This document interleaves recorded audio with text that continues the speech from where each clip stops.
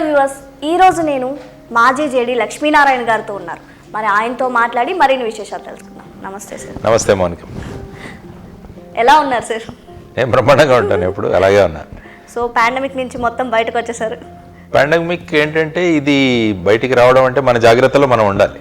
ఎందుకంటే ఇది ఇప్పట్లో పోతుందని అనుకున్నాం, కానీ మళ్ళీ సెకండ్ వేవ్ రావడం, దానికి ప్రధానంగా ఏంటంటే మనం ఇది క్యాజువల్గా తీసుకున్నారు చాలామంది. అందువల్ల ఈ సిస్టమ్స్ ఏదైతే ఉన్నాయో, శానిటైజేషన్, మాస్క్, తర్వాత డిస్టెన్స్, సోషల్ డిస్టెన్సింగ్, SMS అనేది చాలా ముఖ్యం. Sanitation, mask, social distance. So SMSలకి ఎంత ప్రాధాన్యం ఇస్తామో అదేవిధంగా మన జీవితంలో SMS కూడా చాలా ముఖ్యం. ఎందుకంటే సెకండ్ వేవ్ అన్నది వస్తుంది. ఆల్మోస్ట్ 50,000 కేసుల కన్నా ఎక్కువ మనకు రోజు రిపోర్ట్ అవుతున్నాయి. తర్వాత వేరియంట్ కూడా మారింది అంటున్నారు. ఇప్పుడు UK వేరియంట్ వచ్చింది, ఇంకా కొద్దిగా స్ట్రాంగ్గా ఉంది. కాబట్టి అందరూ కనుక ఇది చేస్తే, ఎందుకంటే దీనివల్ల ఎకనామిక్ స్లోడౌన్ అవుతుంది, ఆర్థిక పరిస్థితి మీద చాలా దెబ్బతింటుంది. కానీ ఇది మనం అఫోర్డ్ చేయలేం. కాబట్టి అందరం కనుక దీన్ని పాటించగలిగితే సమాజం బాగుంటుంది అన్నది మీ ద్వారా కూడా అందరికీ తెలియాలి. మిమ్మల్ని వివి లక్ష్మీనారాయణ కంటే జేడి లక్ష్మీనారాయణ అనే ఎక్కువ మంది గుర్తుపడతారు. అంటే ఎంతో కష్టపడితే తప్ప మన ఉద్యోగంలో మనం ఆ పేరు సాధించలేం. అటువంటి మీరు ఆ బాధ్యత నుంచి మధ్యలోనే ఎందుకు బయటకు రావాల్సి వచ్చింది? బయటలో నేను ఇక్కడ పనిచేసిన తర్వాత మళ్ళీ మహారాష్ట్రలో ఒక 4 సంవత్సరాలు పనిచేశాను. 2013 ఇక్కడికి అయిపోయింది నా టెన్యూర్. తర్వాత 2014లో అక్కడ జాయిన్ అయ్యాను. 2018 వరకు అక్కడే మహారాష్ట్రలో ఉండినాను. ఆ తర్వాత ఏమనిపించిందంటే ఇంకొక 7 సంవత్సరాల సర్వీస్ ఉంది నాకు ఇంకా. కానీ ఇంకా విస్తృతంగా మనం తెలుసుకోవాల్సిన అంశాలు చాలా ఉన్నాయి. మనం ఆ స్థానంలో తర్వాత రైతులు, తర్వాత యువతరం, గ్రామీణాభివృద్ధి, ఈ దిశగా పనిచేద్దామని చెప్పేసి ఒక అభిప్రాయంతో నేను ఇక్కడికి రావడం జరిగింది అనమాట. 2019 ఎన్నికల తర్వాత మీరు నేర్చుకున్న అనుభవం ఏంటి? అంటే ప్రజలు ఎప్పుడు కూడా మార్పును కోరుకుంటుంటారు. మనం గనక మన ఆలోచనలను సక్రమంగా ప్రజల్లోకి తీసుకువెళ్ళగలిగితే స్పందించే తత్వం ప్రజల్లో ఉంది. ముఖ్యంగా యువతరం ఎవరైతే ఉన్నారో వారు కూడా ఒక మార్పు కోరుకుంటున్నారు. కొత్త రకమైన రాజకీయాలు రావాలి, తర్వాత వాళ్ళ జీవితాల్లో మార్పులు రావాలి. ఆ విధమైన ఒక ఇది నేర్చుకున్నాను. తర్వాత ఈ ఎలక్షనీరింగ్ అంటే ఎలా ఉంటుంది ఇవన్నీ కూడా తెలుసుకుని, ఎందుకంటే ఇంతవరకు ఎలక్షన్స్లో వాటిలో ఏదో స్కూల్లో ఎలక్షన్లో నిలబడే వాళ్ళం, కానీ మేము ఆ తర్వాత ఇంత విస్తృత స్థాయిలో ఎలక్షన్లో నిలబడ్డం నాకు మొదటి అనుభవం.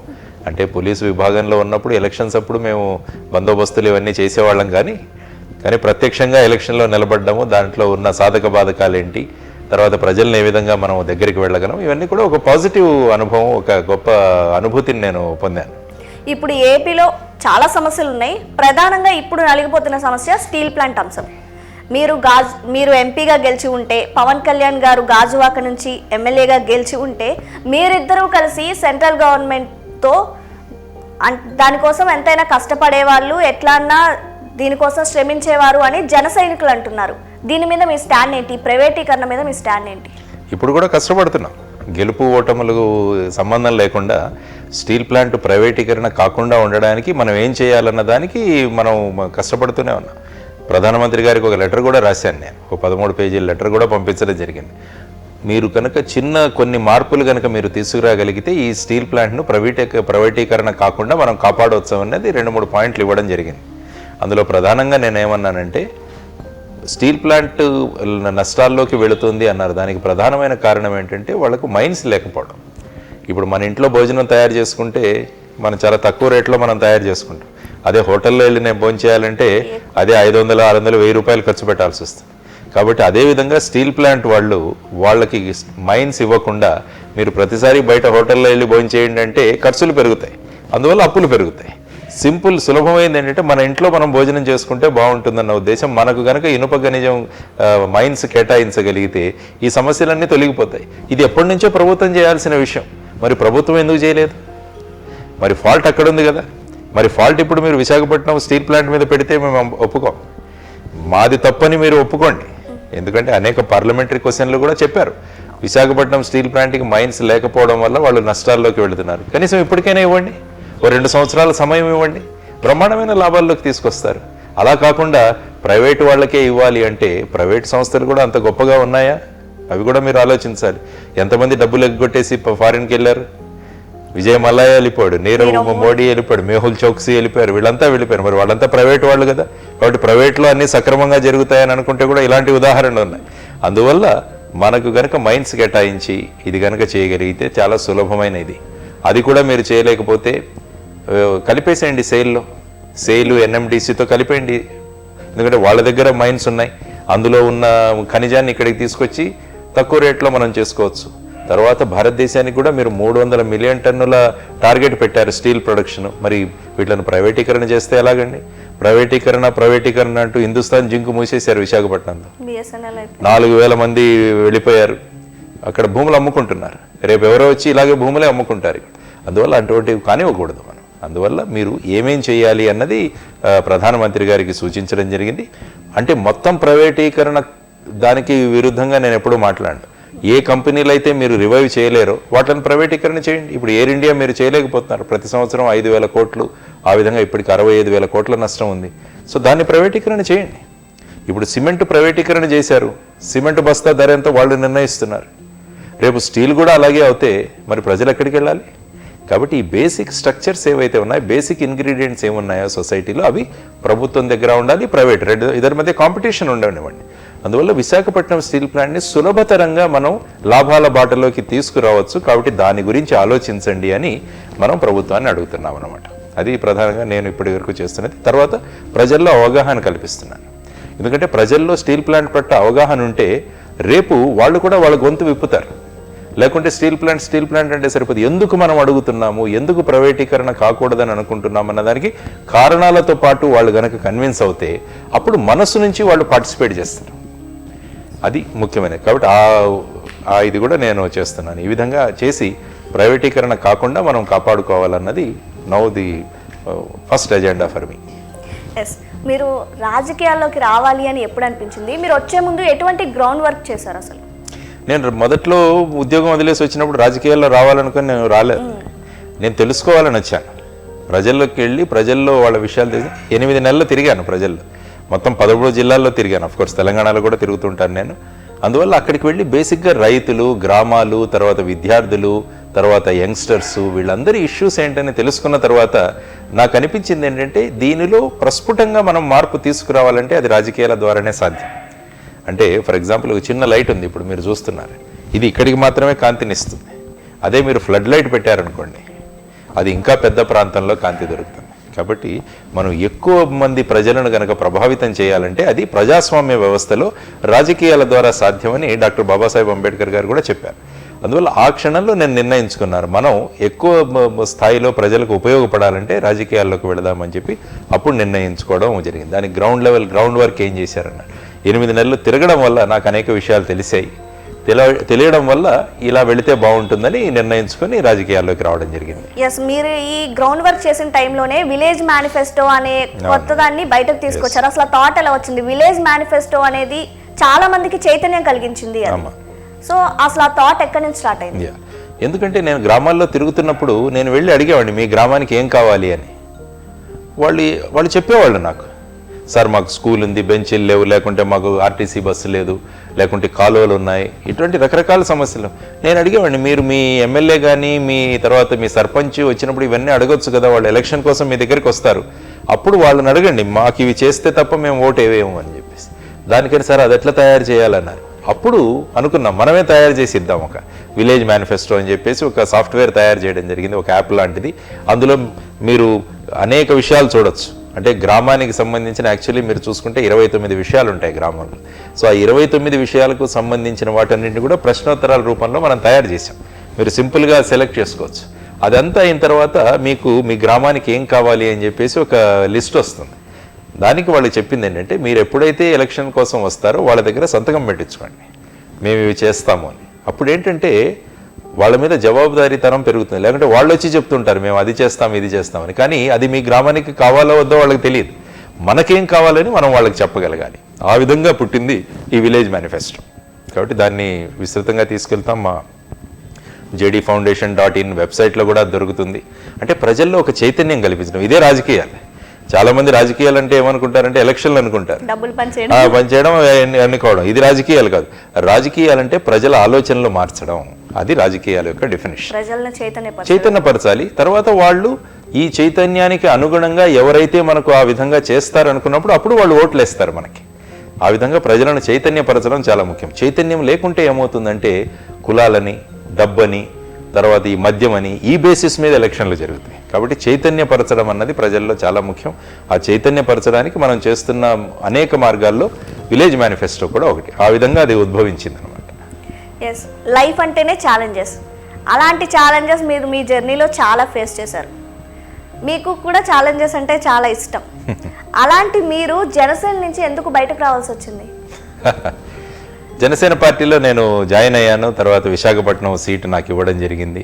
తర్వాత జన సైనికులు, వీర మహిళలు, పార్టీ అధ్యక్షులు, మిగతా వారందరూ కూడా చాలా ఎంకరేజ్మెంట్ ఇచ్చారు. ఆ తర్వాత అక్కడ ప్రజలు కూడా బాగా రిసీవ్ చేసుకున్నారు. నాకు 2,88,354 ఓట్లు వచ్చాయంటే అది ప్రజలు, మార్పు కోరుకునే ప్రజలు విశాఖపట్నంలో ఉన్నారని తెలిసిందమ్మ. ఆ తర్వాత ఆ విధంగా చేయడం జరిగింది. ఒక మంచి అనుకూలమైన మార్పు.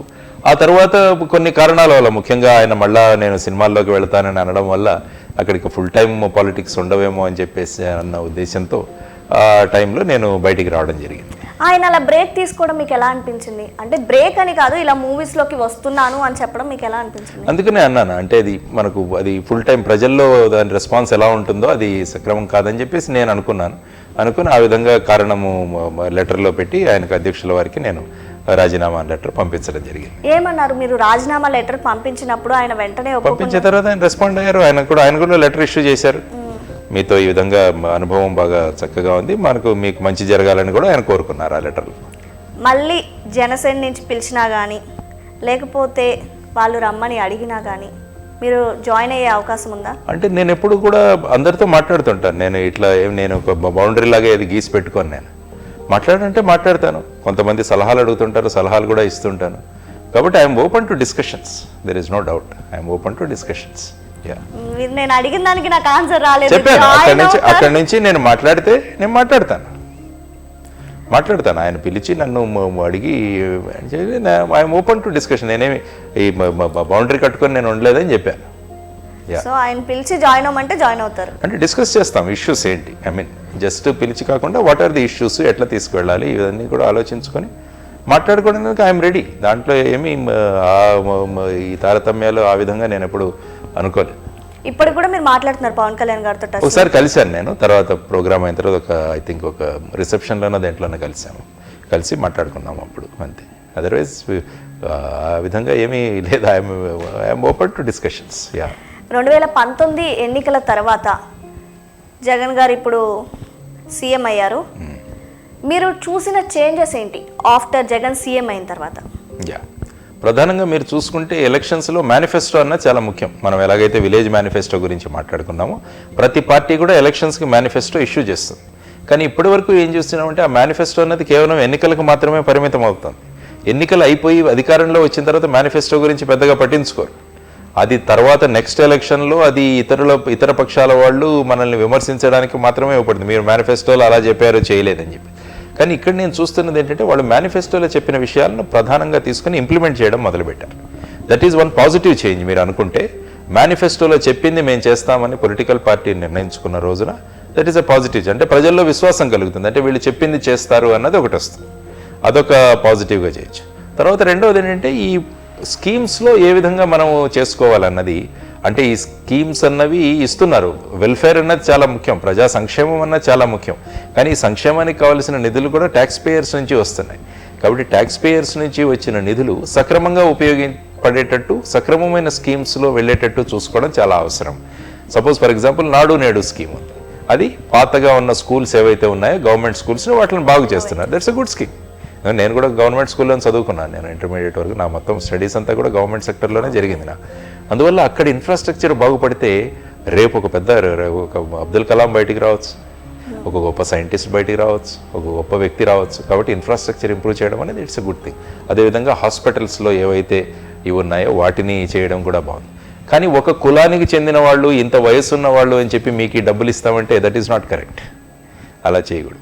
మీకు కావాలంటే ఈ డబ్బులతో మీ ఊర్లో ఒక చిన్న ఫ్యాక్టరీ పెడతాం, మీ ఊర్లో ఒక చిన్న యూనిట్ పెడతాం. ఆ యూనిట్లో మీరు పని చేయండి, మీకు శాలరీస్ ఇస్తాం. దానివల్ల ఏమవుతుందంటే ఇదే డబ్బు వాళ్లకు శాలరీస్ రూపంలో వెళుతుంది. వారి ద్వారా ఉత్పాదన పెరుగుతుంది. మనకు వాళ్ళు ఉత్పాదన చేసే విషయాలు మళ్ళీ మార్కెట్లోకి వస్తే ఒక మార్కెట్ ఎకానమీ క్రియేట్ అవుతుంది అనమాట.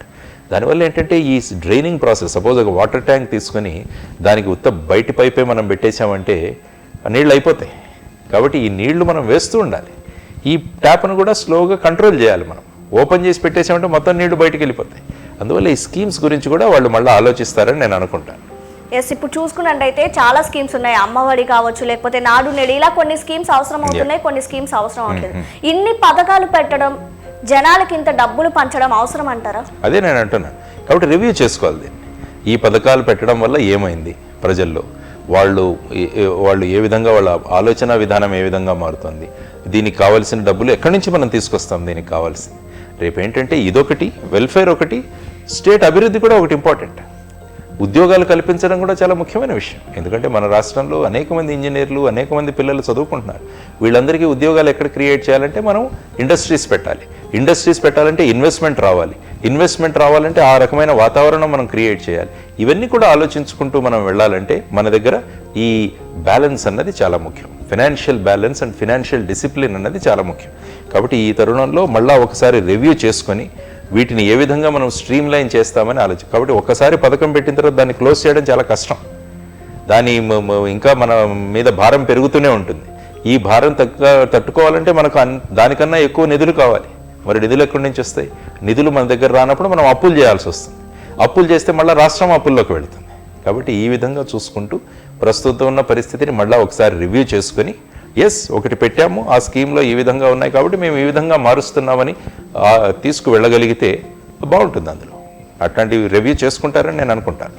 ఒకప్పుడు మీకు పార్టీ పెట్టాలి అనిపించింది అని అన్నారు, ఇప్పటికీ కూడా ఉందా ఆలోచన సొంతంగా పార్టీ పెట్టాలని? డెమోక్రసీలో అదొక way of contesting elections. Party పెట్టి అందులో రావడం, లేకుంటే ఇండిపెండెంట్గా కంటెస్ట్ చేయడం, ఆర్ ఏదో పార్టీలో జాయిన్ అవ్వడం, ఇలా రకరకాల మార్గాలు ఉన్నాయి.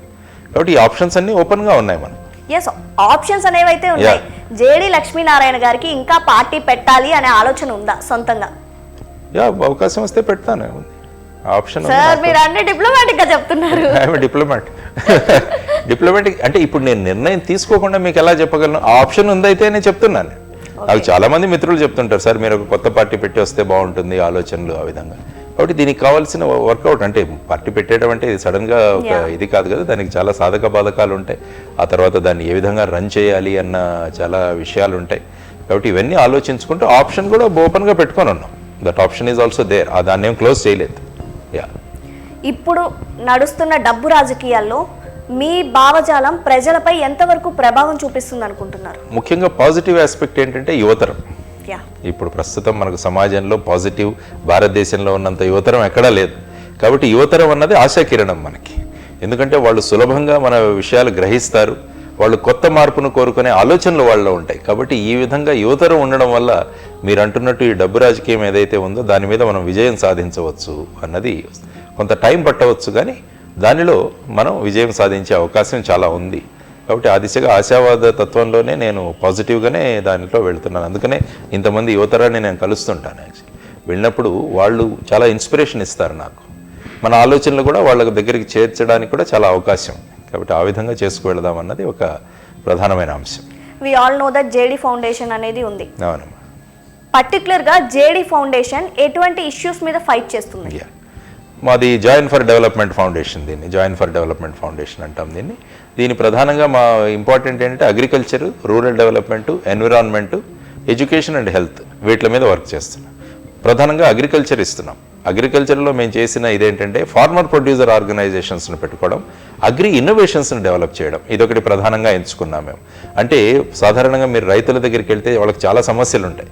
దానిలో చిన్న ఇన్నోవేషన్ మనం ఏదైనా ఇవ్వగలిగితే వాళ్ళకు, మన దగ్గర ఇన్ని ఇంజనీరింగ్ కాలేజీలు ఉన్నాయి, వాళ్ళు కనుక రైతుల దగ్గరికి వెళ్ళి వాళ్ళ ప్రధాన సమస్యలను తెలుసుకుని దానికోసం ఒక కొత్త ఇంప్లిమెంట్ కానీ ఏదైనా ఇవ్వగలిగితే బ్రహ్మాండంగా ఉంటుంది. ఇందులో భాగంగానే మనం డ్రోన్స్ ఒకటి డెవలప్ చేసాం. మన ఇక్కడ మా ఫౌండేషన్ యొక్క సహాయంతో గోపీరాజా అన్న అబ్బాయి డ్రోన్స్ డెవలప్ చేశాడు. అంటే మన పొలాల్లో రైతులు వెళ్ళి వాళ్ళ ఆరోగ్యాలు పాడు చేసుకొని ఈ ఎస్పెషల్లీ పెస్టిసైడ్స్ చల్లేటప్పుడు దాని బదులు డ్రోన్స్ మనం పంపిస్తే అవి వెళ్ళి చల్లేసి వస్తాయి. కాబట్టి ఇవన్నీ కూడా డెవలప్ చేస్తున్నాం అనమాట. తర్వాత ఫార్మర్స్ అందరినీ కలపడం, రైతులందరినీ ఒక తాటి మీద తీసుకురావడం, ఫార్మర్ ప్రొడ్యూసర్ ఆర్గనైజేషన్ ఏర్పాటు చేయడం, వాళ్ళలో ఉన్న సంఘటిత శక్తిని పెంపొందించడం. ఆ విధంగా ఎన్విరాన్మెంట్ విషయంలో మీరు ప్లాస్టిక్స్ గురించి వింటారు. ప్లాస్టిక్ అనేది మహాభూతంగా తయారైంది. అది ప్లాస్టిక్ రహిత భద్రాచలాన్ని ఒకటి తయారు చేయగలిగాం. కాబట్టి ఈ విధంగా మనం ముందుకు వెళుతూ కొన్ని 2-3 గ్రామాలను దత్తత తీసుకుని ఆ గ్రామాల్లో పరిస్థితులు మార్చే ప్రయత్నం కూడా చేస్తున్నాం. కాబట్టి బేసిక్గా ఈ చిన్న చిన్న రోల్స్లో చేసుకుంటూ ప్రజలను సంఘటితం చేయడం, వాళ్ళను కనుక దేశాభివృద్ధికి రాష్ట్రాభివృద్ధికి ఉపయోగపడే వ్యక్తులుగా తయారు చేయడం అన్నది ప్రధానంగా మా జాయిన్ ఫర్ డెవలప్మెంట్ ఫౌండేషన్ చేస్తున్న ఇదన్నమాట. కార్పొరేట్ ఎలక్షన్స్ ఏపీలో వైసీపీ అత్యధిక మెజార్టీతోనే గెలిచింది అని చెప్పచ్చు. అంటే వైసీపీ గెలవడానికి ప్రధాన కారణాలు ఏమై ఉంటాయి అనుకుంటున్నారు? మీకు ఎప్పుడైనా అనిపించిందా డబ్బు రాజకీయాలు నా కళ్ళ ముందే జరుగుతున్నాయని? డబ్బు రాజకీయాలన్నీ జరుగుతున్నాయని అనేక రిపోర్ట్స్ కూడా ఉన్నాయి. దేశంలో ఎలక్షన్లో చూసుకుంటే ఐ థింక్ 60,000-70,000 కోట్లు ఖర్చు పెడతారన్నారు.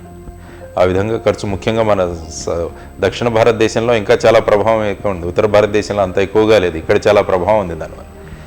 అంటే ఏమవుతుందంటే ఈ డబ్బు రాజకీయాల వల్ల ప్రజలు కూడా వాళ్ళ ఇండిపెండెన్స్ని కోల్పోతున్నారని నేను అనుకుంటాం. రేపు ఎప్పుడైతే నేను డబ్బు తీసుకోకుండా నేను ఓటు వేస్తే ఎదుటి వ్యక్తిని ప్రశ్నించే ఇది ఉంటుంది నాలో. నేను రేపు డబ్బు తీసుకుని ఓటేస్తే వాళ్ళు అంటారు డబ్బు తీసుకున్నావు కదరా నువ్వేం మాట్లాడుతున్నావు. కాబట్టి మన వాయిస్ను కోల్పోతాం మనం. అందువల్ల ప్రజాస్వామ్యంలో మన గొంతు కనుక ఉండాలంటే, మన వాయిస్ కనుక ఉండాలంటే ఈ డబ్బు రాజకీయాలనేవి పక్కన పెట్టగలిగే స్థాయికి మనం తీసుకురాగలగాలి. కాబట్టి ఆ విధమైన ప్రయత్నం ప్రతి ఒక్కరు చేయాలి. సార్, ఈ చేంజ్ ఎక్కడ రావాలంటారు? అంటే ఇప్పుడు పొలిటీషియన్స్ కూడా వచ్చి 2,000-3,000 పడేస్తే వాళ్ళు మనకు ఓటేసేస్తారు అనే థాట్లో ఉండిపోతున్నారు. యూత్లో చేంజ్ రావాలా, ప్రజల్లోనే చేంజ్ రావాలా? డబ్బు తీసుకోకుండా ఓటు వేయాలి అనేది ఆ చేంజ్ వస్తుంది అంటారా? వస్తుంది. యూత్ కనుక సంకల్పించుకుంటే దేశంలో ఏదైనా ప్రపంచంలోనే మీరు చూస్తే ఒక మార్పు అన్నది యువతరం ద్వారానే సాధ్యమవుతుంది. మన స్వాతంత్ర సంగ్రామంలో కూడా ప్రధానంగా భూమిక పోషించింది యువతరం. కాబట్టి ఎక్కడ మీరు చేంజ్ తీసుకోవాలన్నా కూడా యువతరం. కాబట్టి యువతరం పాజిటివ్గా మన దేశంలో మన రాష్ట్రంలో ఇప్పుడు యువతరం ఎక్కువ సంఖ్యలో ఉంది. కాబట్టి వీరు కనుక ఆ విధంగా నిర్ణయించుకొని చేయగలిగితే వాళ్ళు వాళ్ళ తల్లిదండ్రులని వాళ్ళ కుటుంబాన్ని ప్రభావితం చేయగలరు. కాబట్టి యువత యొక్క పాత్ర చాలా ముఖ్యమని ఈ మార్పు తీసుకురావడానికి అది ఒక ఆశాకిరణం మనకి. సార్, మీరు జనసేన నుంచి బయటకు వచ్చిన తర్వాత బీజేపీతో పొత్తు పెట్టుకున్న తర్వాత మీకు జనసేన ఆ బోర్డు బడ్జెట్ రాజకీయాల్లో ఏమైనా తేడాలు కనిపించినాయా? నేను పార్టీలో లేను కాబట్టి వాళ్ళ విషయాలు ఏంటో నాకు పెద్దగా తెలియవు. నేనేదో మీలాగే బయట చూస్తుంటాను, పేపర్లో అలా చదువుతుంటాను. యాక్చువల్గా వాళ్ళిద్దరి మధ్య సయోధ్య ఏంటి what is the terms of understanding ఇవి పెద్ద, ఎందుకంటే అందులో ఉన్న వాళ్ళకే తెలుస్తుంది అది. కాబట్టి వాళ్లకు ఆలోచన ఉండొచ్చు. కాబట్టి విభిన్న పరిస్థితుల్లో విభిన్న పార్టీలతో పొత్తు పెట్టుకోవడం అన్నది సహజంగా మనం చూస్తుంటాం. అందులో భాగంగా ఈ పొత్తు కూడా పెట్టుకొని ఉంటారని నేను అనుకుంటాను. మీరు జనసేన నుంచి బయటకు వచ్చేసిన తర్వాత కొంతమంది సొంతంగా పార్టీ పెడతానన్నారు, కొంతమంది బీజేపీలో చేరతానన్నారు. ఎట్లాస్ట్ ఈ కాన్సిక్వెన్స్ అన్నిటికీ మీరు ఏం ఆన్సర్ చెప్తారు? నా గురించి అడుగుతున్నారు. అంటే ఆప్షన్స్ ఇన్ని ఓపెన్గా ఉన్నాయి మీకు. రేపు మీరు థియేటర్కి వెళ్తే ఏ క్లాస్లో కూర్చోవాలన్నది మీ ఆప్షన్ మీకు ఉంటుంది. కాబట్టి దాన్ని బట్టి మీరు నిర్ణయం తీసుకుంటారన్నమాట దాని గురించి. కాబట్టి నేను అనుకున్నాను మొదట్లో మీరు అన్నట్టు నేను ఒక పార్టీ పెట్టాలని ఆలోచించాం, దెర్ ఇస్ నో డౌట్. తర్వాత అన్ని పార్టీల వాళ్ళు వచ్చారు నాతో మాట్లాడడానికి, మా పార్టీలోకి రండి ఆ విధంగా ఉన్నాయి. కాబట్టి ఇవన్నీ వచ్చిన తర్వాత ఫైనల్గా నేను జనసేనలో చేరడం జరిగింది, ఎలక్షన్స్ కంటెస్ట్ చేయడం జరిగింది, జనసేన నుంచి బయటికి రావడం జరిగింది. ప్రస్తుతం కూడా ప్రజల్లో ఉంటున్నాను, ప్రజల్లో వాళ్ళ ఆలోచనలో ప్రభావితం చేయడానికి నేను ప్రయత్నిస్తున్నాను. So my explanation is very clear. Vizag steel plant మీద ఇప్పుడు మీరు ఒక లెటర్ రాశారన్నారు, అలాగే పవన్ కళ్యాణ్ గారు కూడా ఒక లెటర్ రాయడం జరిగింది. అక్కడ ఫామ్ అయిన గవర్నమెంట్ వైఎస్ఆర్సీపీ ఎందుకు ఫైట్ చేయలేకపోతుంది ప్రజల తరపు నుండి? మన ముఖ్యమంత్రి గారు కూడా లెటర్ రాశారు. లెటర్ రాస్తుందోనే కానీ ఆయన ఏమన్నారంటే ఆ లెటర్లో నేను అందరినీ తీసుకువెళ్తానని కూడా అన్నారు. ప్రధానమంత్రి గారి ఇది అపాయింట్మెంట్ తీసుకుని నేను అందరినీ తీసుకువెళ్తాను నాతో పాటు అని అన్నారు. ఇప్పుడు పార్లమెంట్ సమావేశాలు కూడా ముగిశాయి. కాబట్టి ఈ సమయంలో ఆయన ఒక అపాయింట్మెంట్ తీసుకుని అందరినీ తీసుకువెళ్ళి వైజాగ్ స్టీల్ ప్లాంట్ ప్రైవేటీకరణ ఆపడానికి ప్రయత్నిస్తారని అందరం అనుకుంటున్నాం. ఆ విధంగా ఆయన నిర్ణయం తీసుకువెళ్తే చాలా బాగుంటుంది. ఈ క్వశ్చన్ అడగచ్చో లేదో కానీ అడుగుతున్నాను. జనసేనలో మీరు గాజువాకలో పవన్ కళ్యాణ్ గారి కంటే, జనసేన అధినేత పవన్ కళ్యాణ్ గారి కంటే మీకే ఎక్కువ ఓట్లు వచ్చాయని, అందుకే ఆ పార్టీలో ఉన్న వాళ్ళందరూ ప్లాన్ చేసి మిమ్మల్ని సైలెంట్ గా బయటకు తప్పించేశారు అనే టాక్ ఉంది. దీనికి మీరు ఏం ఆన్సర్ చేస్తారు? రకరకాలుగా ఉంటాయండి టాకు. సమాజంలో చూస్తుంటే రకరకాలుగా మాట్లాడుకుంటుంటారు. కాబట్టి గాజువాకలో ప్రజలు, ముఖ్యంగా స్టీల్ ప్లాంట్ ఉన్న పరిసర ప్రాంతాల్లో ప్రజలు క్రాస్ ఓటింగ్ జరిగింది. అక్కడ చాలామంది నాకు ఓట్లు వేశారు. ఎమ్మెల్యేకి వాళ్ళ పార్టీకి వేసుకున్నారు, కానీ మిగతా పార్టీలు కూడా ఎంపీగా నాకు ఒక ఓటు వేశారు. ఇప్పుడు వెళ్ళినప్పుడు కూడా చెప్తారు వేరే వేరే పార్టీల వాళ్ళు ఎవరున్నా కూడా సార్ ఎంపీగా మీకే ఓటు వేసామంటారు. కాబట్టి దట్ ఈజ్ అది పెద్ద కారణం కాదు. అందులో అనుకుంటారు, రకరకాలుగా అనుకోవచ్చు. ఎందుకంటే ఒక్కొక్కరు ఒక సిచ్యువేషన్ అనలైజ్ రకరకాలుగా చేస్తారు. ఇప్పుడు ఒకే ఏదైనా చూపించి ఒక బొమ్మను చూపించి డిస్క్రైబ్ చేయమంటే రకరకాల వ్యక్తులు వాళ్ళ అనుభూతులతో వాళ్ళ అండర్స్టాండింగ్తో దాన్ని మాట్లాడతారు వాళ్ళు. కాబట్టి అలాంటిదేమీ లేదు. మేబీ మీరు విన్నారేమో కానీ అది I just brush it aside. Janasena నుంచి మీరు బయటకు వచ్చేసిన తర్వాత జనసేన ఆ టైంలో ఎప్పుడైతే ఎలక్షన్స్ ఆ టైంలో వైఎస్ఆర్సీపీ జగన్ గారు 1,00,000 కోట్ల అవినీతి పరుడు అని చాలా వరకు వార్తలు వచ్చినా బహిరంగంగానే అందరికీ తెలిసిందే. ఆ టైంలో మీరు వచ్చి అంత అవినీతి జరగలేదు అని ఇచ్చిన స్టేట్మెంట్ మీరు ఆ టైంలో జనసేనలో ఉన్నప్పుడే ఈ స్టేట్మెంట్ అనేది పాస్ చేశారు. అది జనసేనకి ఎఫెక్ట్ అవుతుంది అని ఎప్పుడు మీకు అనిపించలేదా? నేను ఫ్యాక్ట్స్ మాట్లాడతాను. నేను ఎప్పుడున్నా కూడా నేను ఫ్యాక్ట్స్ మాట్లాడే తత్వం నేను ఉంది కాబట్టి విషయాలు ఏవో నేను క్లియర్గా చెప్తాను. దాంట్లో అటు ఇటు ఆలోచించుకునే అవకాశం లేదు. ఒక టీవీ ఇంటర్వ్యూలో అడిగారు, నేను చెప్పాను దాన్ని బట్టి. That is a fact and I have told. 1,00,000 కోట్ల అవినీతి అయితే జరగలేదు అంటే ఎలా ఉంటుందంటే ఇప్పుడు నేను చెప్పాను అప్పుడు అందులో ఐ థింక్ 1,520 కోట్లు ఏదో ఛార్జ్ షీట్లు వేసాము అప్పటికి నేను వెళ్ళిపోయేటప్పుడు. ఆ తర్వాత కూడా ఇన్వెస్టిగేషన్ జరిగింది. సాధారణంగా ఎలా ఉంటుందంటే మనం ఏదైనా ఒకటి తీసుకుంటే దాని మార్కెట్ వాల్యూ ఎంత, బుక్ వాల్యూ ఎంత, ఈ రెండింటి మీద చాలా డిఫరెన్స్ ఉంటుంది. మీరు ఒకే భూమిని చూసుకుంటే అది యాక్చువల్గా బుక్ వాల్యూ చూసుకుంటే 1,00,000 రూపాయలు ఉంటుంది. అదే మార్కెట్ వాల్యూ చూస్తే 5 కోట్ల దాకా కూడా అమ్ముడవుతుంది. కాబట్టి ఆ విధమైన అంచనాలు వేసుకొని చాలామంది మాట్లాడారు. కాబట్టి నేను మాట్లాడింది ప్రధానంగా నాకు తెలిసిన విషయాన్ని నేను మాట్లాడాను. పవన్ కళ్యాణ్ గారు సినిమాల్లోకి వెళ్తున్నారు కాబట్టి నేను పార్టీ నుంచి బయటకు వస్తున్నాను మీరు స్టేట్మెంట్ పాస్ చేశారు. స్టేట్మెంట్ లెటర్లో రాశారు. దానికి ఇప్పటికి కట్టుబడి ఉంటున్నారా? అంటే నా ఆ టైంలో నా ఉద్దేశం రాసి నేను వచ్చాను. నేను పార్టీలో లేను, నేను బయటే ఉన్నాను. మీరు బయటే ఉన్నారు, మళ్ళీ వచ్చే ఛాన్స్ అంటే చెప్పాను కదా, నేను పిలిచి మాట్లాడితే మాట్లాడదాం. నా టర్మ్స్ అండ్ కండిషన్స్ ఏమున్నాయో నేను మాట్లాడతాను. మీరు చెప్పారు ఇప్పుడు ఇంత అవినీతి జరిగింది, ఎంతో కొంత అవినీతి అయితే జరిగింది. అలాంటి అవినీతి పనిని ప్రజలు ఎందుకు ఎన్నుకున్నారు? అంటే ఏంటంటే ప్రజలు మనకు ఏ విధమైన హామీలు ఇస్తున్నారు, ఏ విధమైన ఇది చేస్తున్నారు అన్నది సాధారణంగా ప్రజలు చూస్తున్న విషయం ఏంటంటే ప్రజలకు అందుబాటులో ఉంటారా లేదా, ప్రజల మధ్యలో ఉన్నారా లేదా, ఇది చాలా ఓటర్లు ముఖ్యంగా చూసిన అంశం. ఆయన చేసిన పాదయాత్ర కానీ ఆ తర్వాత ముఖ్యంగా మేనిఫెస్టోలో ఇచ్చిన హామీలు కానీ ఇవన్నీ కూడా వాళ్ళను ఆకర్షించి, ఎందుకంటే అదొక డిఫరెంట్ ఇష్యూ, అది ఒక ఇష్యూ. Elections are different issue. So ఎలక్షన్లో ఆయన ఇచ్చిన వాళ్ళ పార్టీ వాళ్ళు ఇచ్చిన మేనిఫెస్టో కానీ తర్వాత ఆయన చేసిన పాదయాత్రలు వీటన్నిటి ఎఫెక్ట్ మీద ప్రజలు ఓటు వేసి ఉంటారు. దానికి దీనికి మనం లింక్ పెట్టడం అది వాళ్ళ ఓటర్ల విఘ్నతకు వదిలేసేయాలి మనం. ఎస్, జనసేన నుంచి మీరు బయటకు వచ్చేసిన తర్వాత అక్కడ చాలా కాన్సిక్వెన్సెస్ జరుగుతున్నాయి. ఒకళ్ళు వస్తున్నారు, వెళ్తూ ఉన్నారు. ఉన్న ఒక ఎమ్మెల్యే రాపాక వరప్రసాద్ గారు కూడా ఉంటారా లేదా అన్న చందంగా మారిపోయింది. ఆయన అసలు జనసేనలోనే ఉన్నారా?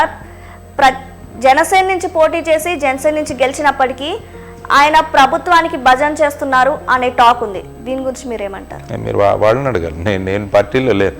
ఈ ప్రశ్న పార్టీ వాడిని ప్రశ్నించాల్సిన విషయం మీద. నేను పార్టీలో లేని వాడిని నేను ప్రశ్నిస్తే నేనేం చెప్పగలను? లేకుంటే రాపాక్ గారిని అడగాలి మీరు వెళ్ళి. చూస్తున్నాను, నేను చేస్తున్నాను, నేను మీలాగే చూస్తున్నాను, వింటున్నాను, అంతే. నేను ఐ డోంట్ హ్యావ్ ఎనీ, మీరైనా కనీసం దీంట్లో తిరుగుతుంటారు, అనేక మందిని నాకు ఆ కాంటాక్ట్స్ కూడా లేవు. కాబట్టి it is an individual decision. ఆయన ఏ విధంగా ఆయన నిర్ణయించుకున్నారు అది వేరే విషయం. కాబట్టి ఈ ప్రశ్న ఐ థింక్ జనసేన నేతలను మీరు అడగాలి. ఇప్పుడు రాబోయే ఎలక్షన్స్లో మేబీ జమిలీ ఎన్నికలు రావచ్చు అంటున్నారు, లేకపోతే కమింగ్ ఎలక్షన్స్లో మీరు ఏ పార్టీ నుంచి పోటీ చేయబోతున్నారు? చెప్తాను, at the appropriate time I will tell. లేకపోతే సొంత పార్టీ పెట్టచ్చు, సొంత పార్టీ పెట్టచ్చు, ఇండిపెండెంట్గా నిలబడవచ్చు, అన్ని ఆప్షన్స్ ఉన్నాయి నాకు. మళ్ళీ వైజాగ్ నుంచే నిలబడతాను. వైజాగ్ ప్రజలు అంత గౌరవించారు నన్ను. నాకు వైజాగ్ ప్రజలంటే చాలా గౌరవం. వాళ్ళు ఆ విధంగా నన్ను చాలా అఫెక్షన్ చూపించారు, దగ్గర తీసుకున్నారు. కాబట్టి వాళ్ళ చూపించిన అఫెక్షన్ నేను మర్చిపోలేను. పవన్ కళ్యాణ్ గారు ఓడిపోయిన తర్వాత ప్రెస్ మీట్ పెట్టి నేను ఇప్పుడు ఓడిపోవచ్చు కానీ నేను ప్రజల్లోనే ఉంటాను, ప్రజలతోనే ఉంటాను, ప్రజల కోసమే పోరాడతాను అని చెప్పారు. జనసేన నిలబడుతుంది అని మీరు అనుకుంటున్నారా? ఉంది, మొన్న గ్రామ పంచాయతీ ఎలక్షన్స్ తర్వాత మున్సిపాలిటీస్లో కూడా వాళ్ళ ప్రజెన్స్ చూపించారు. పర్సంటేజ్ ఆఫ్ ఓటింగ్ కూడా పెరిగింది అని అన్నారు. కాబట్టి ఉంది పర్టికులర్గా ఎనీ పార్టీకి స్థానం ఉంటుంది. మనం దాన్ని ఏ విధంగా మలుచుకుంటాం, ఏ విధంగా ప్రజల్లో ఉంటాం, ఏ విధంగా వాళ్ళ ఆలోచన విధానాలను ప్రభావితం చేస్తాం, ఇవన్నీ కూడా ఆ పార్టీ ఏ పార్టీకి విజయాలకైనా ఇవన్నీ ప్రధానమైన కారణాలు. కాబట్టి కంటిన్యూస్గా మనం ఉంటూ వాళ్ళతో పాటు చేసుకుంటూ వెళ్ళగలిగితే ఆదరించే ప్రజలు ఉన్నారు మన రాష్ట్రం. జేడి లక్ష్మీనారాయణ గారు హిందుత్వ భావజాలం ఉన్న వ్యక్తి కాబట్టి బీజేపీలో జాయిన్ అవుతారు, అందుకే జాయిన్ అవబోతున్నారు అనే వార్తలు కూడా వస్తున్నాయి. దీనికి మీరేం చెప్తారు? నేను వింటున్నాను ఈ వార్తలు. మీరు వింటున్నారు, అలాంటి వాళ్ళకి మీరు ఏం ఆన్సర్ చెప్తారు? వింటాను. నేను చెప్పాను కదా, అన్ని పార్టీ లీడర్స్ నాతో మాట్లాడుతుంటారు, వాళ్ళతో కాంటాక్ట్లో ఉంటారు. వాళ్ళు సలహాలు, నేను నా సలహాలు కానీ ఏదైనా విషయంలో కూడా అడుగుతుంటారు. ఇవన్నీ కూడా ఉంటాను. కాబట్టి ఫైనల్గా డెసిషన్ తీసుకునేది నేను. కాబట్టి నా నిర్ణయం తీసుకుని నేను ప్రకటించే వరకు కొద్దిగా ఓపిక ఉండాలి. అది ఎస్ కరెక్టే, కానీ బీయింగ్ ఎడ్యుకేటెడ్ పర్సన్ మీకు ఈ కులాలు మతాలు అతీతంగా మీరు ప్రజల్లోకి రావాలనుకున్నారు, వచ్చారు, సేవ చేస్తున్నారు. ఇలాంటి ఒక హిందుత్వవాదం అని ఒక మతానికి అంటగట్టేయడం మీకు ఎలా అనిపిస్తుంది? హిందుత్వవాదం అన్నది it's a way of life. హిందుత్వవాదం ఎప్పుడు కూడా మతానికి సంబంధించిన విషయం. మీరు సుప్రీంకోర్టు కూడా ఇదే చెప్పింది. హిందుత్వం అంటే అందరినీ కలుపుకొని వెళ్ళే తత్వం హిందుత్వం. కాబట్టి it's a way of life. కాబట్టి అండర్స్టాండ్ చేసుకోవాల్సిన విషయం. కాబట్టి ఏంటంటే ఇది పొలిటికల్గా ఈ విధంగా కారణాలు అది చూపించి చేయడానికి ప్రయత్నం చేస్తుంటారు. మనమంతా కలిసి ఉండాలన్నది ప్రధానమైన అంశం. ఎస్, రేషన్ పంపిణీ ద్వారా ఇప్పుడు రేషన్ పంపిణీ అనేది ఇప్పుడు ఏపీలో మీరు చూసుకున్నట్లయితే ఇదివరకు రేషన్ షాప్కి వెళ్ళి తెచ్చుకునే వాళ్ళం, ఇప్పుడేమో ఇంటింటికి రేషన్ పంపిస్తున్నారు. దానికోసం చాలా వెహికల్స్ ఖర్చు పెట్టారు. యాక్చువల్ నేను ఫేస్ చేసింది చెప్తాను. ఇదివరకు మా ఫాదర్ వెళ్ళి తీసుకొచ్చేవాళ్ళు, ఇప్పుడు ఇంటి దగ్గరికి రావడం వల్ల మా మమ్మీ లైన్లో క్యూలో నుంచోవాల్సి వస్తుంది. ఆల్మోస్ట్ ఒక 20 minutes 25 minutes నుంచున్న తర్వాత కూడా అక్కడికి వెళ్ళిన తర్వాత ఫింగర్ ప్రింట్ వర్క్ అవ్వదు. ఇలా చాలా ప్రాబ్లమ్స్ వస్తాయి. దానికోసం ఒక వెహికల్, ఆ వెహికల్లో మళ్ళీ డ్రైవరు, ఇంత డబ్బు ఖర్చు పెట్టి ఆ రేషన్ పంపిణీ చేయడం అవసరం అంటారా? అందుకనే అన్నాను నేను ఇంతకుముందే, కొన్ని స్కీమ్స్లోనూ రివ్యూ చేసుకోవాలి. ఏదైనా మనం ప్రవేశపెట్టిన తర్వాత ఫీడ్బ్యాక్ తీసుకోవాలి. ఫర్ ఎగ్జాంపుల్, నేను మన విలేజ్లో ఒక స్కూల్కి వెళ్తే స్కూల్ హెడ్ మాస్టర్ పైన తిరుగుతున్నాడు, వీట్ల మీద ఎక్కుంటూ చేతిలో మొబైల్ పెట్టుకుని. నేను అడిగాను, ఏంటి సార్ క్లాస్లో లేరంటే, అక్కడ మేము థంబ్ ఇంప్రెషన్ వేయాలి, మా అటెండెన్స్ పడదు, లేకుంటే ఆ ఊర్లో ఇంటర్నెట్ ఎక్కడుంది, డేటా కూడా పనిచేయట్లేదు. కాబట్టి ఇలాంటి సమస్యలు ఉంటాయన్నమాట. కాబట్టి వీటన్నిటి చూసుకొని నేను చెప్పడం అంటే, సపోజ్ ఈ స్కీమ్ ప్రవేశపెట్టారు, రివ్యూ చేయండి, ఈ ఫీడ్బ్యాక్ ఏంటి. ఎందుకంటే చిన్న చిన్న గ్రామాల్లో ఈ వెహికల్స్ వెళ్ళవు, మళ్ళీ దీనికి ఫ్యూయల్ వేయాలి. తర్వాత 2-3 గ్రామాల్లో నేను చూశాను, మళ్ళీ జనాలు నిలబడి ఉన్నారు. కాబట్టి రేషన్ షాప్ ఉండేసి డ్రైవర్కి 10,000 to something ఎంతో పే చేస్తున్నారు. రేషన్ షాప్ ఎలాగా ఉంది. తర్వాత వాలంటీర్స్ ఉన్నారు, వాళ్ళకి కావాల్సిన చిన్న చిన్న బండ్లు కూడా ఐ థింక్ ఇచ్చినట్టు చూశాను నేను. కాబట్టి వీటిలో పెట్టి డిస్ట్రిబ్యూట్ చేసేసేయచ్చు మనం. కాబట్టి ఇప్పుడు సపోజ్ అనవసరంగా ఎక్కడైనా ఖర్చు అవుతుంది అనుకున్నప్పుడు డెఫినెట్గా దాన్ని కట్ షార్ట్ చేసుకోవాలి. అందువల్ల ఈ పథకాలు కూడా ఒకసారి మిడ్ టర్మ్ రివ్యూ అంటాం దాన్ని. మిడ్ టర్మ్ రివ్యూ చేసుకుని దీంట్లో ఈ విధమైన ఉండడం వల్ల, ఇప్పుడు ఇసుక విధానం చూసుకుంటే దాంట్లో మార్చారు ఇప్పుడు. కాబట్టి this is called mid term review. Review చేసుకుని ఈ పథకాల ద్వారా మనకు పాజిటివ్గా ఉందా, లేకుంటే డబ్బు అనవసరంగా ఖర్చు అవుతుందా అని చూసుకుని వాటిలో మార్పులు తీసుకురావాలి. That is what they should do. Jagan గారు వచ్చిన తర్వాత చాలా మందికి ఉద్యోగాలు ఇచ్చారు, వాలంటీర్ వ్యవస్థ తీసుకొచ్చారు, సచివాలయం వ్యవస్థ తీసుకొచ్చారు. ఓకే, బాగానే ఉంది. సచివాలయంలో పనిచేసే వాళ్ళకి బీటెక్ చేసిన వాళ్ళు కూడా ఇప్పుడు సచివాలయం జాబ్స్ చేస్తున్నారు. వీళ్ళకి ఉద్యోగం పర్మనెంట్ చేస్తాము, వచ్చిన 18 నెలల కాలం ట్రైనింగ్ పీరియడ్ అన్నారు. ఆల్మోస్ట్ 2 years అయిపోయింది, ఇప్పటి వరకు వాళ్ళకి జాబ్స్ పర్మనెంట్ చేయలేదు. అసలు వాళ్ళకి జాబ్స్ పర్మనెంట్ చేసే ఉద్దేశం ఉందంటారా? అది వాళ్ళని అడగాలి, గవర్నమెంట్ వాళ్ళని అడగాలి మీరు. దట్ ఈస్ ఎందుకంటే వాళ్ళ డెసిషన్ కదా బేసిక్గా. యాక్చువల్గా మనం ఉద్యోగాలు సృష్టించాలి రాష్ట్రంలో. ఇది చాలా ప్రధానమైన బాధ్యత గవర్నమెంట్. ఎందుకంటే ఇంతమంది పిల్లలు వస్తున్నారు. రేపు ఒక ఇంజనీరింగ్ చదివిన విద్యార్థి వాలంటీర్గా ఉన్నాడంటే ఇట్ ఈస్ అండర్ ఎంప్లాయ్మెంట్. అతన్ని మనం సృష్టించింది ఒక విధానం కోసం, దీనికి వస్తున్నాడు. కాబట్టి ఇంజనీరింగ్ కావాల్సిన జాబ్స్ మనం ఎందుకు క్రియేట్ చేయలేకపోతున్నామో మనం ఆలోచించాలి. సాధారణంగా మనం ఏమనుకుంటామంటే ఇంజనీరింగ్ అనగానే వీళ్ళకి ఎక్కడో సాఫ్ట్వేర్ ఉద్యోగాలు లేకుంటే ఇలాంటి ఉద్యోగాలను ఊహించుకుంటాం. కానీ అగ్రికల్చర్లో ఉన్న ఉద్యోగాలు ఇంకెక్కడా లేవు. కాబట్టి ఫుడ్ ప్రాసెసింగ్కి చాలా ప్రాధాన్యం ఇవ్వాలి. ఇప్పుడు మనదంటే ఏంటంటే రా మెటీరియల్ మైండ్ సెట్ ఉంది. మనం పండించింది అమ్మేస్తాం, కానీ పండించిన దాన్ని వాల్యూ యాడ్ చేసి కన్వర్ట్ చేసి కనుక మనం ఇవ్వగలిగితే అక్కడ ఎన్నో జాబ్స్ క్రియేట్ అవుతాయి. అందువల్ల తమిళనాడు మోడల్ గురించి మేము ఎక్కువగా మాట్లాడుతుంటారు, మీతో కూడా అదే చెప్తాను. తమిళనాడులో ఒక్కొక్క జిల్లాను ఒక్కొక్క హబ్గా తయారు చేశారు. ఫర్ ఎగ్జాంపుల్, మీరు ఇక్కడికి వెళ్ళారనుకోండి, ఏది మన శివకాశీకి వెళ్ళారనుకోండి, మన క్రాకర్స్ దొరుకుతాయి, తర్వాత ప్రింటింగ్ టెక్నాలజీ అన్నది శివకాశీలో చాలా ఫేమస్. కాబట్టి ఆ ప్రాంతం అంతా కూడా ఈ ఇండస్ట్రీస్తో నిండిపోయింది. తర్వాత మీరు ఫర్ ఎగ్జాంపుల్ తిరుపూర్కి వెళ్ళారనుకోండి, హోజియరీ అంతా తయారు చేసే అండర్ గార్మెంట్స్, బనియన్స్ ఇవన్నీ అక్కడ తయారవుతాయి. కాబట్టి అక్కడ ట్రిచ్చిలో ట్రాన్స్పోర్ట్ సెక్టరు, సేలంలో స్టీలు, ఇలా ఒక్కొక్క జిల్లాని ఒక్కొక్క హబ్గా డెవలప్ చేశారు. దానివల్ల అక్కడ ఎంప్లాయ్మెంట్ బ్రహ్మాండంగా ఉంది. అగ్రికల్చర్లో వచ్చే ఎక్స్ట్రా ఇన్కమ్ వాళ్ళు ఇండస్ట్రీస్లో పెడుతున్నారు. కాబట్టి ఇటువంటి టెక్నాలజీ కనుక, ఇటువంటి విధానాన్ని కనుక మనం అడాప్ట్ చేసుకుని ఒక్కొక్క జిల్లాని ఒక్కొక్క హబ్గా మనం మార్చగలిగితే బ్రహ్మాండంగా ఉంటుంది. రాయలసీమని ఫర్ ఎగ్జాంపుల్ హార్టికల్చర్ హబ్గా మార్చవచ్చు, మనం మైనింగ్ హబ్గా మార్చవచ్చు. రకరకాల అవకాశాలు ఉన్నాయి. మీరు ఈస్ట్ వెస్ట్ గోదావరి తీసుకుంటే ఫిషరీస్ హబ్ అది, సో బ్రహ్మాండమైన ఫిషరీస్ చేసుకోవచ్చు. తర్వాత శ్రీకాకుళము ఈ ప్రాంతం తీసుకున్నామంటే అక్కడ ఈ క్యాష్యూ నట్స్ కానీ ఇవన్నీ కూడా చాలా ప్రభావం ఉంటాయి, వాటిని హబ్గా చేయొచ్చు. అగ్రికల్చరల్ విషయం, అక్కడున్న మినరల్స్ విషయంలో అక్కడ యూనిట్స్ పెట్టచ్చు. కాబట్టి ఇలాంటివన్నీ ఆలోచించుకుంటూ వెళ్ళి ఉద్యోగాలను ఎలా సృష్టించాలన్నది కూడా ప్రధానంగా ఆలోచించాల్సిన విషయం. కాబట్టి ఆ విధంగా మనం ఇన్వెస్ట్మెంట్లను కూడా అట్రాక్ట్ చేసుకోవాలి, బయట వాళ్ళు వచ్చి పెట్టుబడులు పెట్టాలి. అవన్నీ కూడా మనం దీన్ని చేసుకుంటూ, ఎందుకంటే ఆ విధమైన వాతావరణాన్ని మనం సృష్టించకుంటే ఏమవుతుందంటే అండర్ ఎంప్లాయ్మెంట్ పెరుగుతుంది, అన్ఎంప్లాయ్మెంట్ పెరుగుతుంది. ఈ రెండు కూడా డేంజరస్.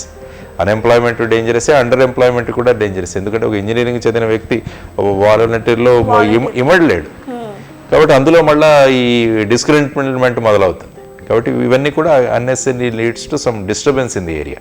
కాబట్టి వీటి కోసం మన ఉద్యోగాలను ఏ విధంగా తీసుకురావాలన్న దాన్ని ప్రధానంగా మనం ఆలోచించుకోవాలి. ప్లానింగ్ ఒకటి చేసుకోవాలి. మన కోస్టల్ ఎంత ఏరియా ఉంది మనకు, సో కోస్టల్ని మనం ఏ విధంగా ఉపయోగించవచ్చు అని కూడా ఆలోచించాలి. మన ఫిషరీస్ని ఎంతగా డెవలప్ చేయొచ్చు అంటే మన రాష్ట్రంలో టూరిజం కూడా బ్రహ్మాండంగా డెవలప్ చేయొచ్చు. టూరిజం కూడా చాలా పొటెన్షియల్ ఉంది మన. కాబట్టి వీటన్నింటిని ఆలోచిస్తే అక్కడ ఆటోమేటిక్గా మీకు ఉద్యోగాలు క్రియేట్ అవుతాయి. సో ఇది చేయాల్సిన విషయం.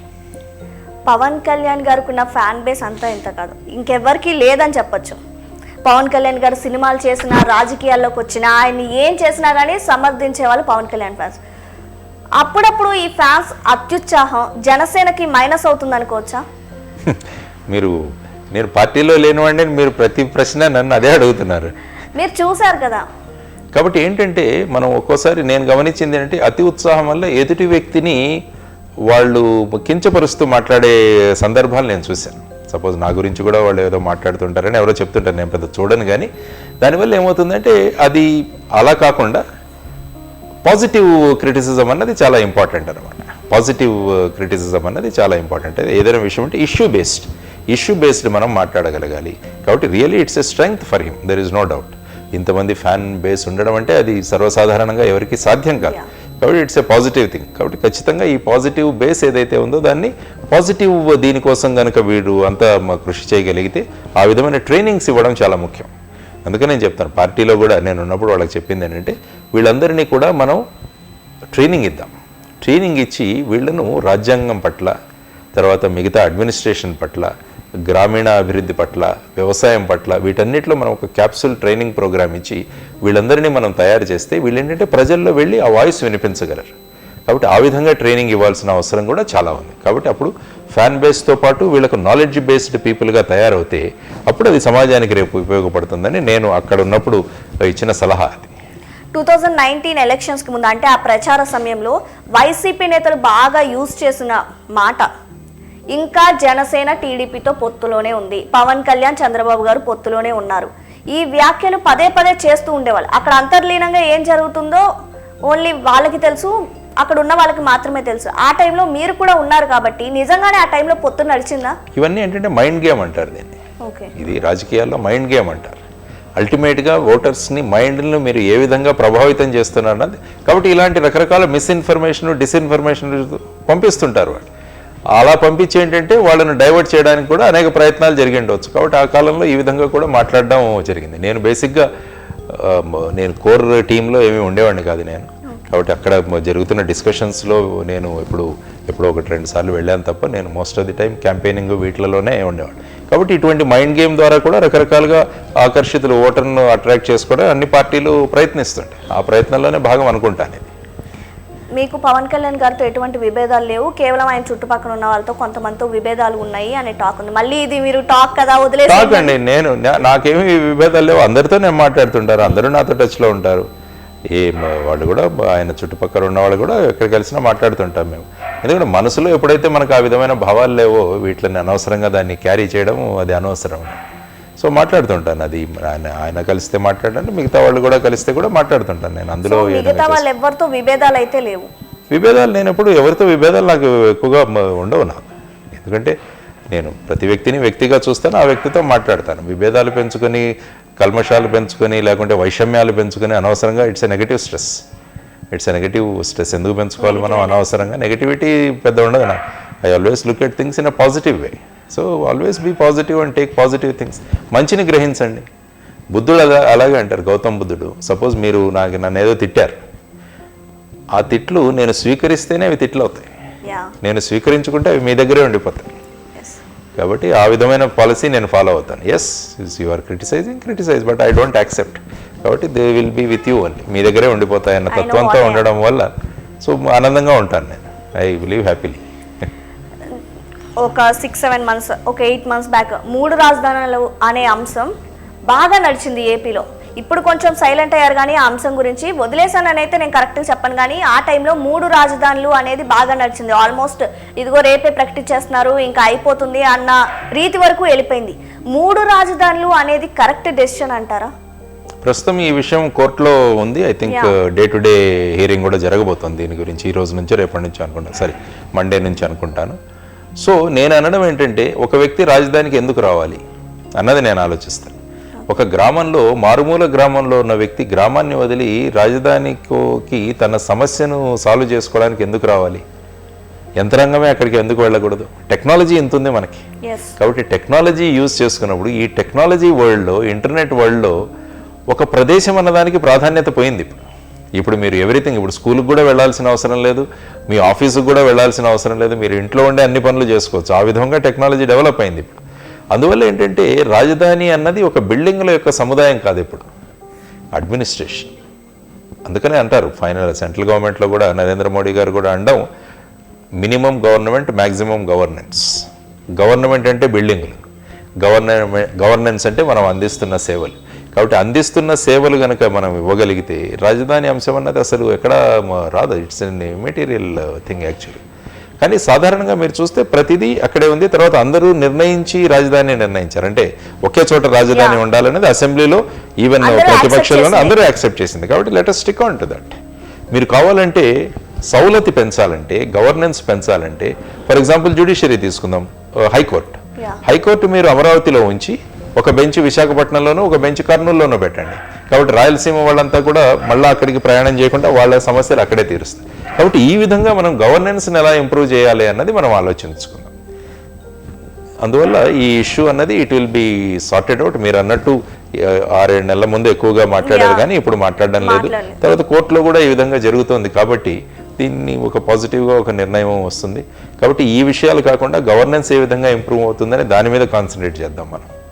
తిరుపతి ఎన్నికల్లో జనసేన అభ్యర్థికి కాకుండా బీజేపీ అభ్యర్థికి టికెట్ ఇచ్చారు. దీనిపై మీ స్పందన ఏంటి? అందులో పవన్ కళ్యాణ్ గారి ఒక లెటర్ నేను ఏదో వాట్సాప్లో చూశాను. అంటే ప్రస్తుతం ఉన్న పరిస్థితులు ఇవన్నీ చూసుకొని మనం బీజేపీ అభ్యర్థిని సపోర్ట్ చేద్దామని ఆయన రాశారు. కాబట్టి అది అందరూ కలిసి తీసుకున్న నిర్ణయమే కదా. తీసుకున్న నిర్ణయం కరెక్టే. నేను మీ స్పందన అడుగుతున్నా. ఎందుకంటే పొత్తున్నప్పుడు మరి ఒక్కొక్కరు క్యాండిడేట్ని పెట్టలేరు కదా. పొత్తున్నప్పుడు ఇద్దరు కలిసి ఒక క్యాండిడేట్ని పెట్టాలి. ఏ పార్టీ వాళ్ళని పెట్టాలి అన్నది వాళ్ళిద్దరూ కలిసి నిర్ణయించుకున్నారు. కానీ ఈసారికి ఆయన అన్నారు, ప్రస్తుతం ఉన్న పరిస్థితుల్లో మనం బీజేపీ అభ్యర్థిని సపోర్ట్ చేద్దామని చెప్పేసి వాళ్ళు నిలబెడుతున్నారు. కాబట్టి ఇద్దరు కలిసి ఇప్పుడు క్యాంపెయినింగ్ చేయాలి దాని గురించి ఇద్దరు కలిసి క్యాంపెయినింగ్ చేయాలి. ఏదైనా ఇష్యూ వస్తే ఫైట్ చేయడానికి కూడా చాలా ఇబ్బంది పడుతుంది అని ఎప్పుడైనా అనిపించిందా మీకు? అంటే ఇప్పుడు ఇంతకు ముందు ఇప్పుడు డైరెక్ట్గా అనేస్తున్నారు, పవన్ కళ్యాణ్ జనసేన పార్టీ అంటే పొత్తులు పెట్టేసుకుంటుంది ఈజీగా అని. ఎందుకంటే ఎలక్షన్స్కి ముందు ఈ ప్రచారం బాగా జరిగింది, దానికంటే ముందు టీడీపీతో పొత్తుంది. ఇప్పుడు ఎలక్షన్స్ అయిపోయిన ఆల్మోస్ట్ 1 yearకి మళ్ళీ బీజేపీతో పొత్తు అని చెప్పారు.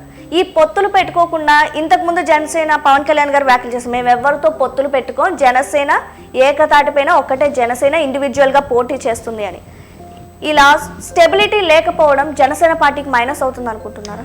అంటే ఏంటంటే ఈ పొత్తులు పెట్టుకున్నప్పుడు కూడా ప్రాపర్గా ఎక్స్ప్లెయిన్ చేసి ఆయన పెట్టుకున్నారు అనుకుంటాను. అప్పుడు బీజేపీతో వెళ్ళేటప్పుడు కూడా ఐ థింక్ వాళ్ళ మీటింగ్ ఏదో జరిగింది అనుకుంటాను. Is it needed at that time sir? అంటే దట్ డిపెండ్స్ ఆన్ వాళ్ళు ఏ విధంగా ఆలోచించారన్న మీద ఆధారపడి ఉంటుంది. అండి పొత్తు పెట్టుకోవడానికి ప్రధానమైన కారణం ఏంటి? ఒక స్ట్రాంగ్ పార్టీగా మనం ఎమర్జ్ అవుదామా, లేకుంటే ఓట్స్ స్ప్లిట్ అవ్వకుండా కలిస్తే అందరూ కలిసి ఉండొచ్చు అన్నది రకరకాల పర్మిటేషన్స్ కాంబినేషన్స్ ఆలోచించిన తర్వాత ఈ నిర్ణయం తీసుకొని ఉంటారు. నౌ ఇట్ ఈస్ వాళ్ళు నిర్ణయించాలి ఇప్పుడు ఏంటంటే వాళ్ళకు ఉన్న ఈ అనుభవంతో పొత్తు పెట్టుకుందని నుంచి ఇప్పటివరకు అనుభవాలు ఏవైతే ఉన్నాయో తర్వాత ఎలక్షన్స్ వీటన్నిటిని చూసి I think everyday they keep reviewing. I think ఒక పొలిటికల్ అఫైర్స్ కమిటీ కూడా ఉందనుకుంటాను, అప్పుడు వాళ్ళు కూడా చర్చిస్తూ ఉండొచ్చు దీని గురించి. యా, ఎట్ దట్ టైం మీరు కనుక పార్టీలో ఉండుంటే ఈ పొత్తుకి మీరు యాక్సెప్ట్ చేసేవాళ్ళం? మీ డెసిషన్ అడిగినప్పుడు యాక్సెప్టెన్స్ అనేది టోటల్గా అందరూ తీసుకున్న దాని మీద డిపెండ్ అయి ఉంటుంది. ఓన్లీ యువర్ ఒపీనియన్స్ తీసుకుంటారు కాబట్టి మీ ఒపీనియన్ అడిగినప్పుడు మీరు యాక్సెప్ట్ చేసేవాళ్ళం? అంటే అప్పుడు ఏంటంటే స్వాట్ అనాలిసిస్ చేయాలి. ఇప్పుడు అంటే ఒక మద్దతు తీసుకోవడం ఉన్నది, దానికి ఎప్పుడు స్ట్రెంగ్త్ ఏంటి, వీక్నెస్ ఏంటి, ఆపర్చునిటీ ఏంటి, థ్రెట్ ఏంటి అన్నది మనం అనలైజ్ చేసుకుని ఆ తర్వాత చేయాలి. ఎనీ డెసిషన్ టేకింగ్ మనం ఎమోషన్స్గా తీసుకుంటే ప్రాబ్లం వస్తుంది.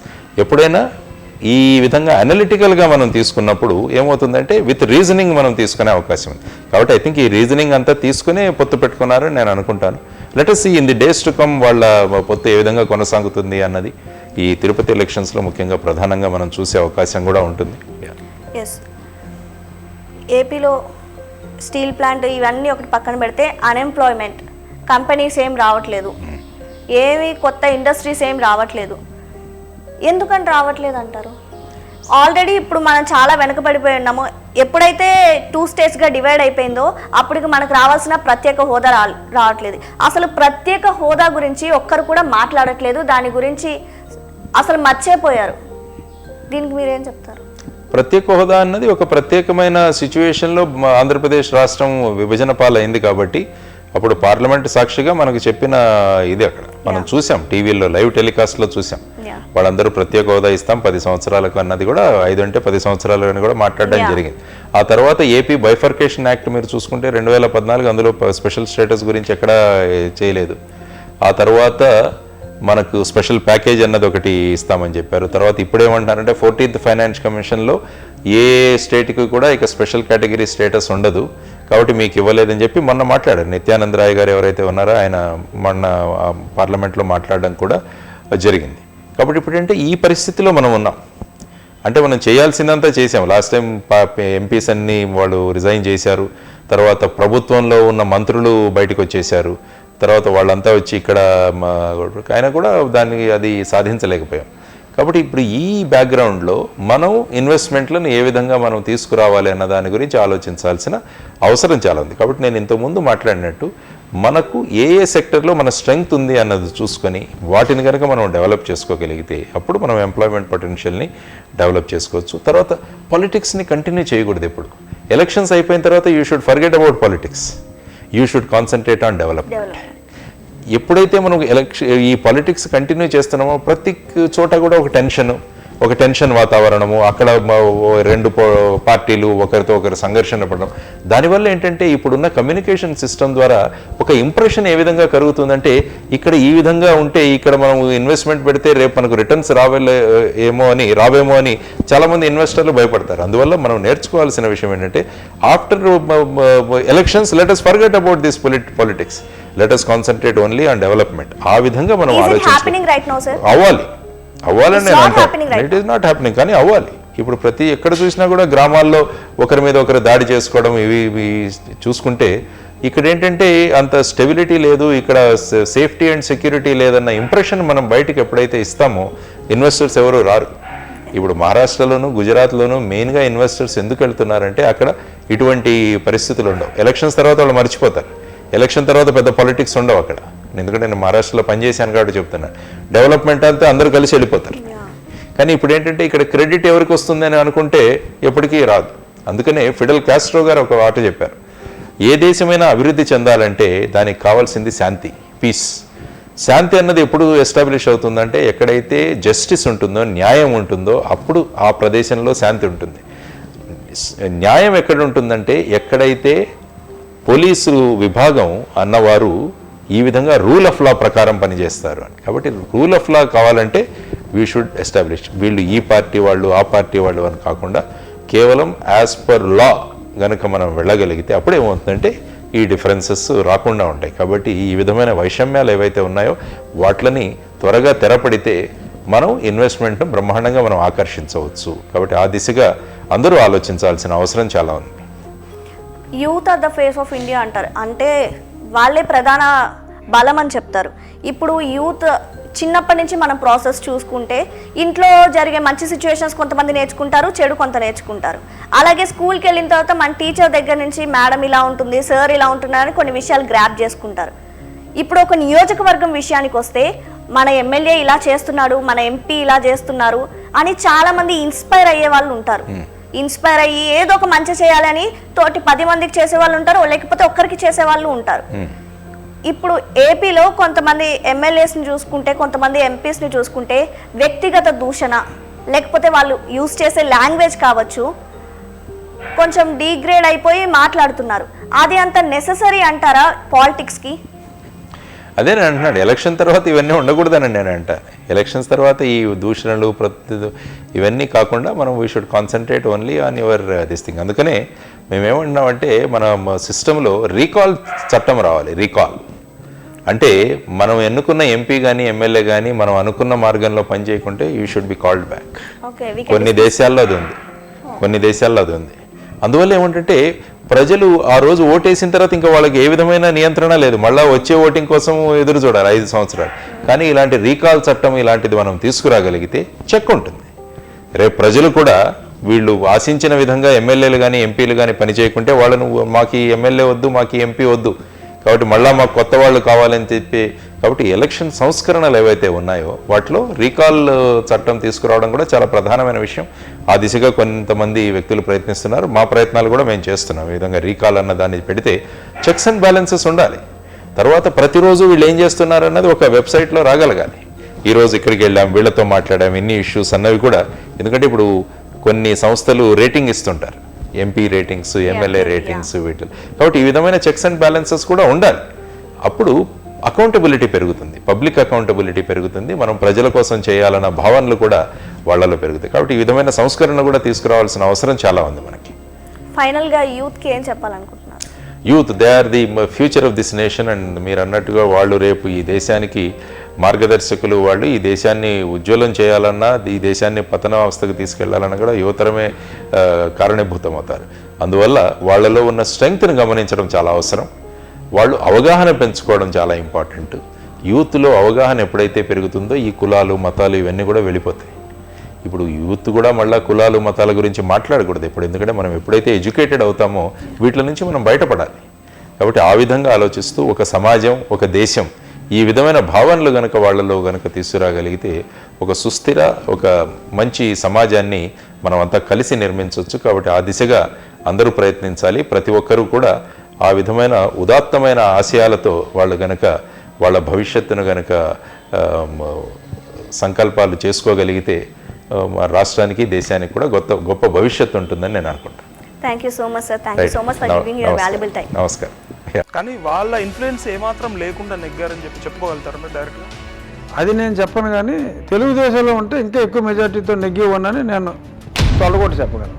ఎందుకోసం అంటారు? తెలుగుదేశంలో అంటే చంద్రబాబు గారిని చూసా, ఎన్టీ రామారావు గారిని చూసా? ఎవరిని చూసి కాదు,